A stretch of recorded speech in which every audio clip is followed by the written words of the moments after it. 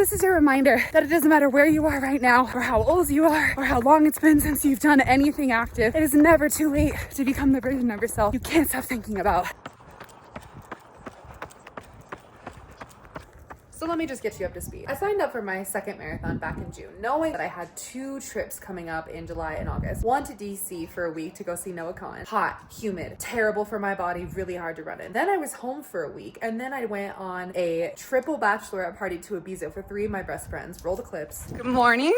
Today we are marathon training in Ibiza because 3 of my best friends are getting married, and here's one of the brides right now. So we're doing an easy 3 miles today because we're all jet lagged. Except for this bride because she lives here, but it's very hot in Ibiza, very humid. So but I'm very proud of us for waking up at 8 a.m. to get this done while all of our friends are very much so passed out right now. This is the view we're running with, like, excuse me? This is the view I'm running with, like, excuse me? Okay, we finished 3 miles. How long did it take? 35 minutes? 33. 30? Wait. Right? 30? 33:30 or something. 30? So we finished 3 miles at like 11:30 pace, and now we're gonna go get in here to cool off.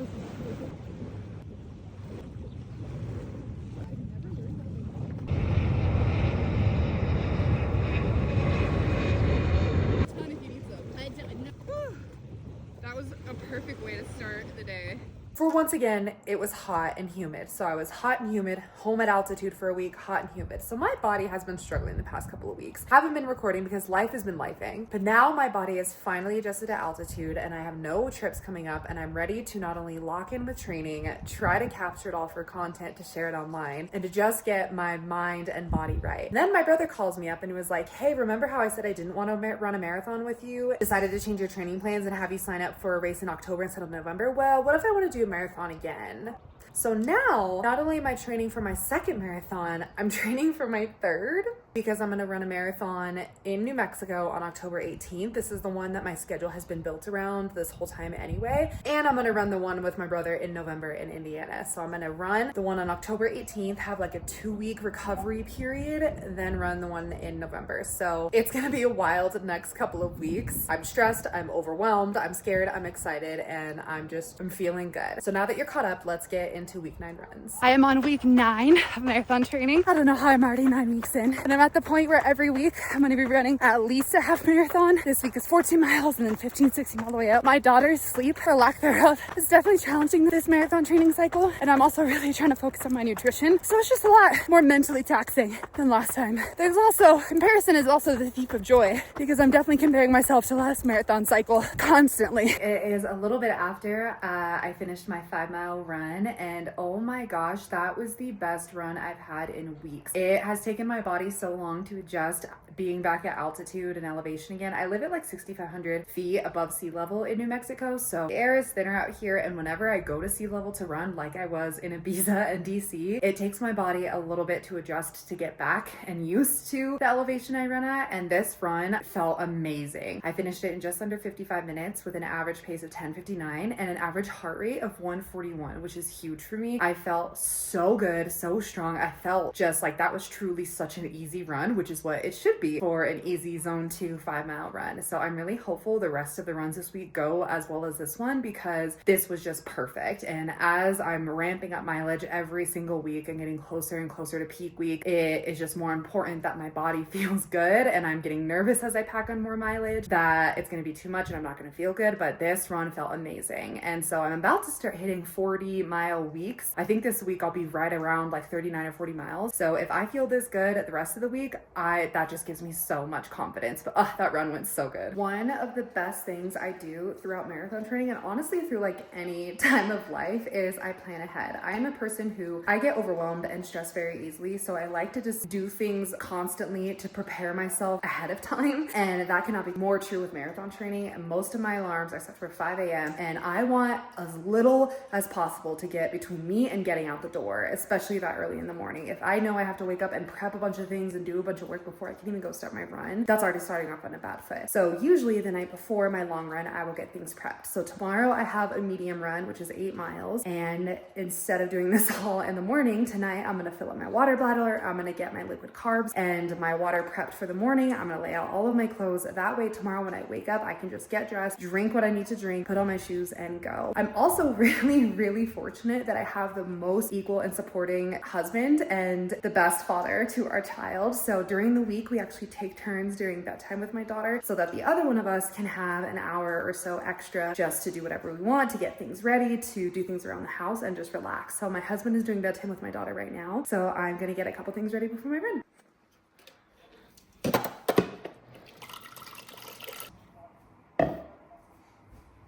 Instead of food before my long runs, I have been really enjoying liquid carbs. I have just found that like actual solid food, no matter what it is, does not sit well on my stomach before my long runs. And I don't want to wake up at 3 a.m. to fully digest a meal. So I've been doing these and they've been really nice.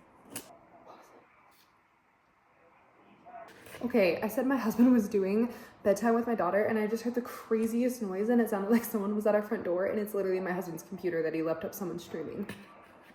Give me a freaking heart attack. Now I'm just gonna put this right in the fridge to grab tomorrow morning and get on the road. And lastly, I will lay out everything I need for my run the night before. So I have the shirt I'm gonna wear, my headphones, my reflective vest, my running vest, and I'm just gonna get everything ready tonight. That way I can just put this on and get going. Wow, I need to clean my mirror. This little bit of prep tonight makes tomorrow so much easier. So I will see you tomorrow at 5 a.m. Okay, so I did not wake up at 5 in the morning this morning, even though I talked all about how I did all these things last night to make it super easy to wake up at 5. My daughter is still not sleeping well and woke up last night around midnight and took about an hour to go back down. And I had flexibility in my schedule today, so I switched around my runs a little bit. I just dropped my daughter off at school and now I'm gonna go home and do a tempo run of a 1 mile warm up, 5 mile tempo. So let's get home and get that done, even though it's much later, much hotter than I wanted it to be. Ooh, it is hot. It is gonna be a hot one.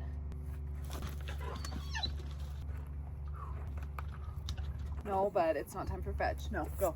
All right, we have a 1 mile warm up and then a 5 mile tempo, a fast pace. I'm gonna shoot between like around 8.5 to 9.5 minute pace, somewhere in there. It is really hot, so I'm gonna be kind to myself. And I haven't gotten this workout done the past couple of weeks with Ibiza, and last week I did it on the treadmill at my house. So I haven't done it on the ground in quite some time, so I'm gonna be kind to myself. Hope it goes well, and I've delayed this long enough. Let's go. Halfway done with my tempo, almost halfway. First half, all uphill into the wind. Holy crap, that was hard.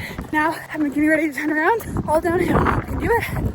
Feeling good, feeling strong. Woo, let's kick my butt. Okay, I finished my 5 mile tempo run. So I did 1 mile warm up, 5 miles at a fast speed, so 6 miles in just under 57 minutes. And honestly, really proud of myself for that one. I haven't done a tempo run on the street in a long time, honestly. Like DC, I did it on the treadmill. Last week I did it on the treadmill at Ibiza. I didn't even do one. So it has been a couple weeks since I've been able to do a tempo run on the street, and it felt really good and it was really challenging. The first like 2 miles of my tempo run were uphill into the wind, so that was really hard, and then it's just going fast is really hard. But I'm really proud of myself for that, and now I need to take a shower and drink some water. So it's the end of Tuesday and my husband was doing bedtime with my daughter, and he called me through the monitor. He was like, can you come down here? And lo and behold, my almost 4-year-old said that she put tape in her ear at school today. So we have this little otoscope in our house that we bought years ago, and I looked in there and sure enough, there was a tiny folded pieces of Scotch tape buried away in her ear. So we called her doctor, and now we have a 9:30 p.m. doctor's appointment for her in a couple of hours. So get that taken care of. Very important. I don't want her pushing it further in her ear and all of that stuff. I have a 5 a.m. alarm tomorrow to do the 8 mile workout I was supposed to do today. Now I'm really regretting that I didn't get up and do that today, because I have to do it 8 miles tomorrow, and we'll see what happens. But this is just life, and this is why during marathon training I try really hard to focus on just consistency and not perfection, and to be flexible, because as a working mom, like, things are going to happen that take priority over training, and tonight is just one of those nights, and we just have to be flexible with it. But just goes to show that we all do not have the same 24 hours in a day, especially when you're a parent. Like, things just happen. In the car. And then I opened my eyes and was like, Yeah. that the bed.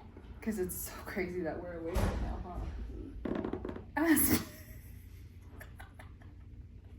Okay, so it is the next morning. My daughter was incredibly brave getting that piece of tape out of her ear. It took a lot more work than I thought it would. They did a bunch of different tools and finally tried flushing it out, and it didn't come out when they flushed it, but it moved when they flushed it so that they could finally grab it and pull it out, and she was just a champ. So we all got back home and asleep around like 11:30 last night, so my 5 a.m. alarm once again did not work out today. I was supposed to do an 8-miler today, but now I have to take my daughter to school, and by the time I get back, I just won't have enough time. So switching around my runs, I think today I'm gonna do some strength training and maybe some cross training. And then I have my long run tomorrow, and depending on how I feel Friday, I will either do sprints or my 8-mile, and then the other one this weekend. So lots of flexibility in my workout and my marathon training plan, and that's the way it has to be when you're a parent and when your husband is also training for something and you're both just juggling a lot, and that's okay. So trying to just be okay with the flexibility. It is what it is, but now I gotta get dressed and take my sweet little tape shoving in her ear daughter to school. Okay, so I just finished up my strength training workout for the week, and I am trying to be much better about strength training this marathon training block. For my first marathon last year, I was very inconsistent with my strength training, and if I had to give something up during the week, if I didn't have enough time or things just got crazy, my strength training workout was the first thing I gave up. So there were plenty of weeks where I didn't do it at all, which was not good. So this training cycle, I am trying to be much more consistent and diligent with it. I try to do one strength training workout a week, and I focus on lower body workouts that I have read are very helpful for running specifically. So that looks like a lot of weighted sumo squats, a couple sets of those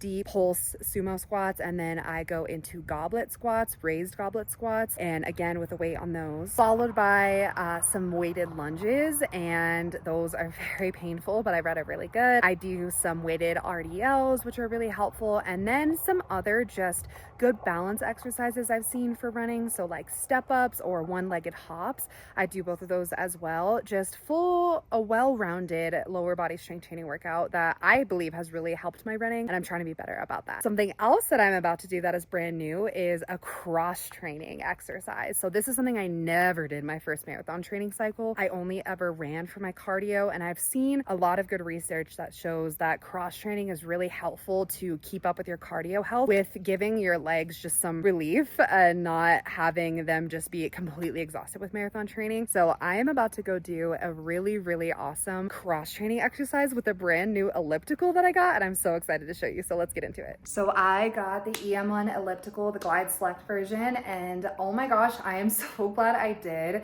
This elliptical is truly so easy to use and set up and easy to crush a workout. So what I love about it is so quiet. It doesn't plug in, it runs off batteries, and it is so quiet, which is huge for me because I work out in my garage often at 5 in the morning, and my daughter is literally right on the other side of the garage door. So it is important that I am silent during my workouts because I don't want to wake her up when she already sleeps so horribly. And so this elliptical is so quiet, and you can't even hear me using it. It has wheels that you can easily move it around to, which is huge because I don't have enough space in my house, so I can just wheel it and get it out of the way when I'm not using it. And there are just so many cool features to this elliptical. You can hold on to the tighter, smaller handlebars and give it more of like a biking feel. You can hold on to the bigger handles that move with you and more of a jogging feel, or you can go hands off for a really good full body running feel. You can adjust the resistance, and you can also see your stats right on screen with how far you're going, what your heart rate is, how many calories you burned, and it just makes it so easy to get a really good workout at home. I am definitely going to be using this for the rest of my marathon training for some really good cross training in hopes that it'll just improve my overall fitness for my marathon coming up. And the good news is that you can use my code to get an extra 25% off. You can use code CassieFit10 and you'll get an extra 25% off, making this an even better deal. But I highly recommend, if you're looking to get something to improve your overall cardio fitness or your overall fitness as a whole, and you're wanting to expand your home gym, definitely look into this because you get so many capabilities and so many different type of full body workouts in one machine that is easy, compact, and quiet, which is huge for me. So can't wait to keep using this and see how it helps my overall marathon training.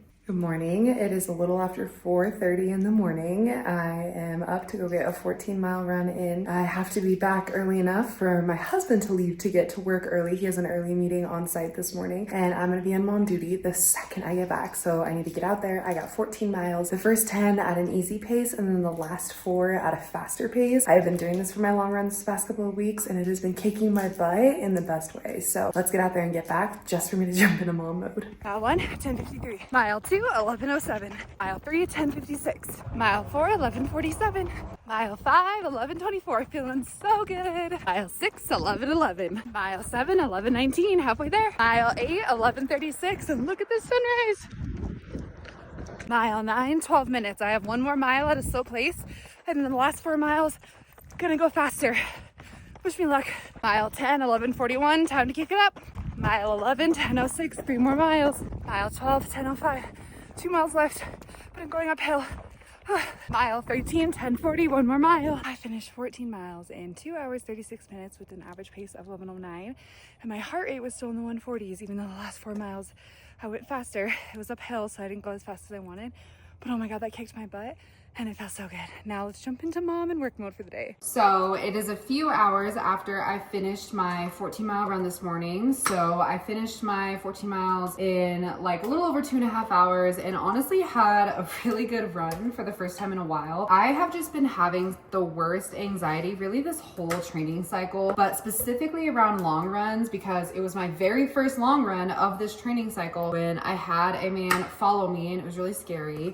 So that is an added anxiety every time I step foot out of the door. But also at the very end of my marathon training last year, I had a very painful experience. I was in so much pain and was literally pooping blood, and it turns out I got diagnosed with ischemic colitis. So essentially my GI is just really sensitive, and intense activity irritates it even more and can cause a lot of pain. And so this training cycle, I've been really focusing on the food that I'm eating before my long runs and what I'm eating during my long runs to help with that. But between the fear of having those pains come back and the fear of being followed again, I have just had a lot of anxiety with long runs. And so today was just the same. I woke up and also had a terrifying dream last night that I woke up to. So I just had a lot of anxiety. But after about 2 or 3 miles into this run this morning, I just felt really good. It was really kind of chilly outside. The air was really crisp. I felt really, my legs felt really strong, and it was just overall a really, really good run. Left me feeling really good, and that I don't have to have the anxiety, and that I'm gonna be okay. And maybe I figured out my ischemic colitis, and maybe I've really found fueling and a way to eat before my long runs and during my long runs that is going to not upset my stomach. And I have changed so much about how I run, when I run, where I run, and what I run with, to do everything I can to